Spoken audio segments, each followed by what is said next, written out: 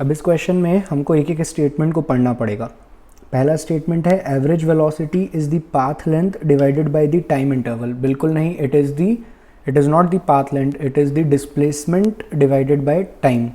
तो पहला स्टेटमेंट तो रॉन्ग हो गया। थर्ड स्टेटमेंट देखते हैं। थर्ड स्टेटमेंट है a particle is moving in a given direction. एक पार्टिकल है जो कि कोई एक पर्टिकुलर सेट ऑफ डायरेक्शन में मूव कर रहा है, ठीक है, with a non zero velocity. इसकी वेलोसिटी वेक्टर जो है ये नॉन ज़ीरो है। Can have zero speed, no, it is also not possible. तो ये भी गलत स्टेटमेंट है। The magnitude of average velocity is the average speed. देखो, अगर ऐसा कोई पाथ है ए से लेके बी तक, तो इस केस में बेटा जो एवरेज वेलोसिटी लिखेंगे ना, average velocity will be this displacement upon time and average speed will be this length, actual length upon time.